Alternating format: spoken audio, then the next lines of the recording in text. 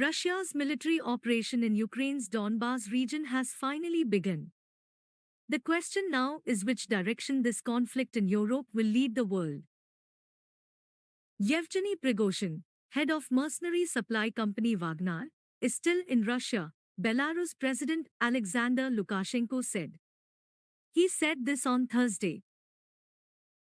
Prigozhin declared a mutiny against the Russian military leadership late last month. After that, according to the agreement reached with the Kremlin, Wagner Pradhan was supposed to go to Belarus. Under the same agreement, Wagner's troops are also supposed to leave Russia for Belarus. But today in Minsk, the capital of Belarus, President Lukashenko told journalists of various foreign media that Prigozhin is in St. Petersburg. He is not in Belarus. Noting that the fighters of Wagner have not come to Belarus so far, the president of Belarus said that the matter of their transfer and location has not been finalized yet. Lukashenko also said, "I am not at all afraid or concerned about sheltering a certain number of fighters of the Wagner group here. If there is a need to activate this group, we will do so soon." On 23 June, the chieftain of the vassals, Prigozhin, declared rebellion against the Russian military leadership and marched with his forces towards Moscow. However, within a day, the matter was settled with the intervention of the president of Belarus, and it was decided that the Wagner group would go to Belarus. Wagner took part in the Ukraine war for Russia.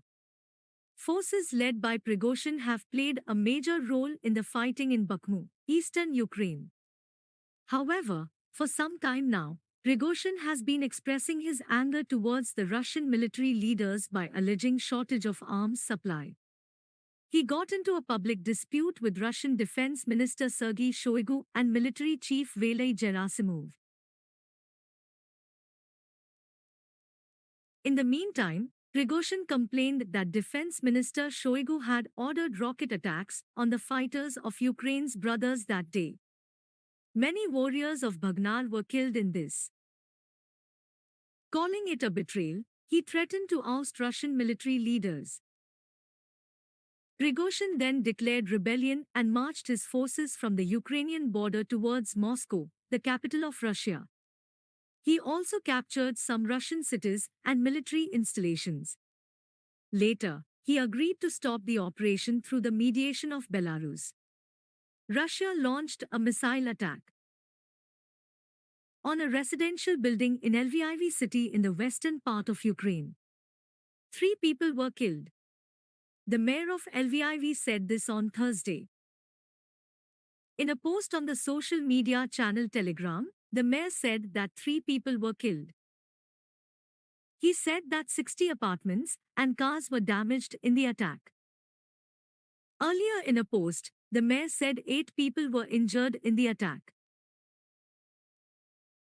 Some of the most dramatic events in the nearly year-and-a-half-long war in Ukraine have played out in the past 2 weeks. Yevgeny Prigozhin, the head of the mercenary group of mercenaries, Yevgeny Prigozhin, rebelled against the Russian military leadership after months of taunts and threats. Prigozhin's forces first entered Rostov-on-Don, a city in southwestern Russia.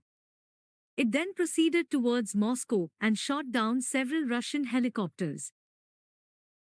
Finally, Prigozhin agreed to halt his forces only 200 kilometers from the capital and go into exile in Belarus. What the outcome may be is still largely unknown. One of them, Ramzan Kadyrov's forces, took a position around Russian President Vladimir Putin in the uprising of Wagner's troops. During the crisis, the Kremlin called this warlord from Chechnya. Kadyrov's troops have been seen in both Rostov and Moscow to challenge the rebels. Kadyrov's troops could play an important role in defending the Kremlin in the event of a future uprising, but there is a question. Many of Russia's politicians and security chiefs have benefited from personal ties to Putin. In this case, Ramzan Kadyrov will probably be ahead of everyone. He came to power after the death of his father Akhmat Kadyrov in 2004. Russia retook the province from the rebels in the Second Chechen War. Then Moscow made a deal with Ramzan Kadyrov to lead Chechnya. The young Kadyrov was held in high esteem by those in charge of Russia's military and security agencies. Despite this, Putin fully supported Kadyrov to maintain near autonomy in Chechnya. Kadyrov's sole responsibility was to crush regional separatist movements. As a reward, the Chechen government led by Kadyrov was given huge state subsidies. Moscow provided 9 out of 10 of the budget of the Chechen government. This money is given into senses, reward and incentive. While Kadyrov and his loyalists enjoy unparalleled autonomy in Georgia, he has not always lacked powerful enemies. From the beginning, Wagners group became one of Kadyrov's enemies. Many of the professional soldiers of Wagners group were veterans of the Chechen War. They once fought against rebels in Chechnya. At one point, ethnically Chechens were explicitly prohibited from joining fraternal groups. A commonality between Kadyrov and Prigozhin can be seen in their public statements on the war in Ukraine. Both lashed out at Russia's defense ministry and criticized top Russian generals in harsh language. Both believe that Russia's military leadership is corrupt, with only their mercenary forces active.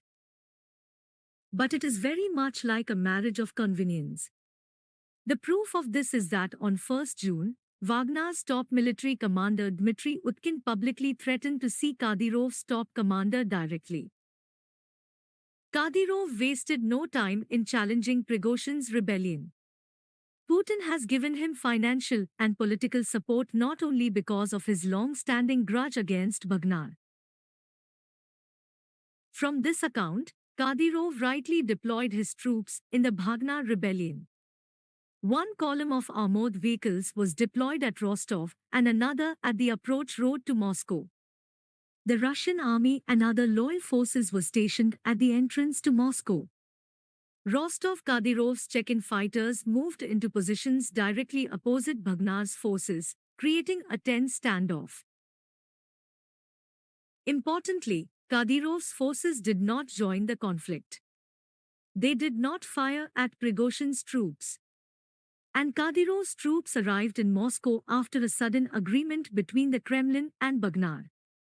Kadyrov demonstrated his loyalty to Putin by deploying his own troops so quickly after the uprising. But instead of engaging in conflict, he only engaged in a war of words and called Prigozhin emphatically dishonest.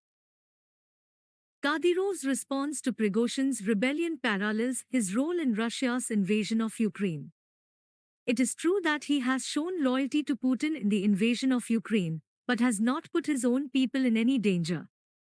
Early in the war, Kadyrov's forces took part in a series of attacks on Kyiv, Severodonetsk and Mariupol. But Kadyrov soon withdrew his forces from key positions. They have seen little combat on the battlefields of Ukraine since last summer. Years after crushing the Chechen rebellion, Kadyrov still fears a rebellion against him. He is afraid of being ignored by Moscow and the Russian security forces. Kadyrov cannot afford to put his loyalist forces at risk when Chechnya's rebels are reborn in Ukraine. Regardless of Putin's contribution to Kadyrov's survival, it is difficult for the Chechen leader to think of anything other than nominally deploying his forces to protect the Russian president. Ramzan Kadyrov may declare himself a loyal soldier of Putin, but he is not willing to put his forces at risk. Creation 99 News Report 6 July, 2023